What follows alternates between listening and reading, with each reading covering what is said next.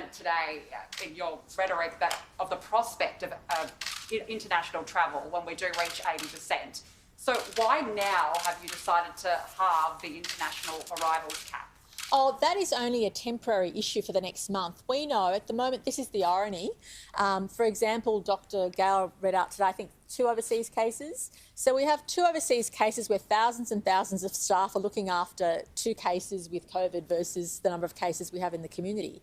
So as a pause in the next month, we've halved our travel. Every state, most states have. I think Victoria for a long time didn't take anybody. We're still taking more than any other state, is my understanding.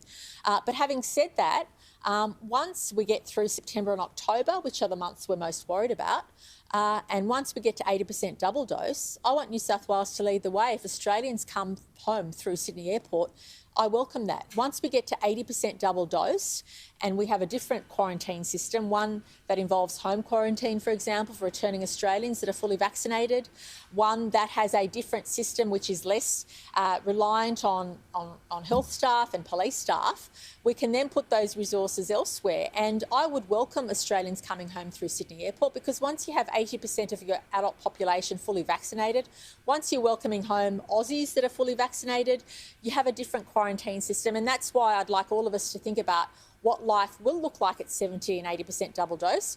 And this is one other key, really important measure. I'm confident, without a doubt, that we'll get to 70% single dose in the next few days.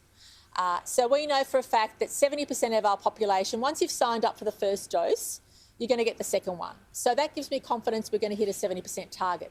But what is the greater challenge is to make sure we get first doses to 80% as soon as we can, because once we know first doses have hit 80%, those people, those citizens have signed up for the second dose. And that gives us, there's not a lot of, I think the only 2 places on the planet are Malta and Singapore that have 80% double dose vaccination. And that's certainly a target we need to get to allow for international travel. I'll just pick you up on international travel. Who hasn't asked a question, Clinton? Yeah. Personal testing kits are now quite common in the UK.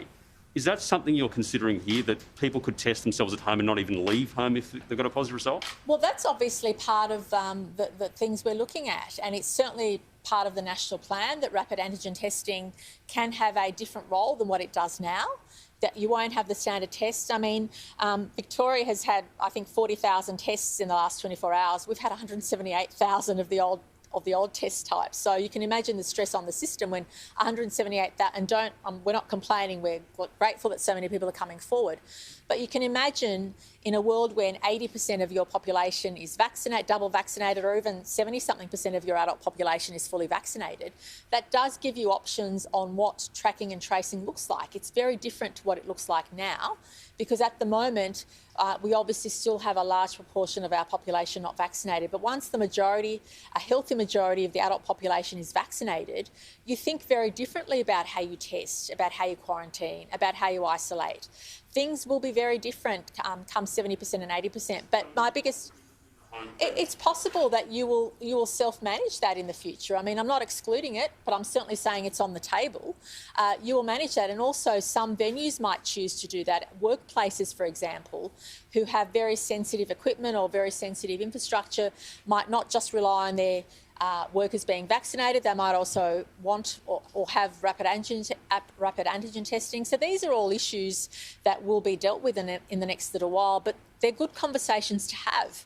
They're better conversations to have than if the vaccine take-up wasn't where it is. And this is why we do need to change the way we think about the disease. We need to change the way we think about how we treat the disease, but also how we live our lives getting to those milestones. And there's a couple of things that really worry me, and that is, every time there's someone in intensive care, you can only imagine what having COVID in a serious way is like. I mean, none of us can unless we're in that situation. And we want to avoid heartbreak. We want to avoid people going through this horrible, horrible experience. And we know vaccination is key to that. And we just ask people to consider that.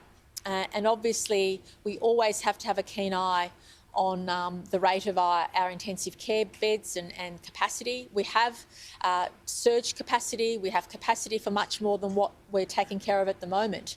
But we don't want to put additional pressure on an already stretched system, and we want to make sure that we always manage the number of people in intensive care. And that's why for some states, when they get to 70%, for example, 70% double dose, they might choose to have full stadiums, they might choose to have no density requirements. Where in the case of New South Wales, we're likely to have, density requirements and also other capacity constraints, given where the case numbers will be at. But having said that, the key is if you're fully vaccinated, you'll be able to do a lot more than what you can today. Life will be very different and life will be starting to get back to normal. And at 80% double dose, we can look forward to international travel. We can look forward to all those things we've missed out on for nearly 2 years.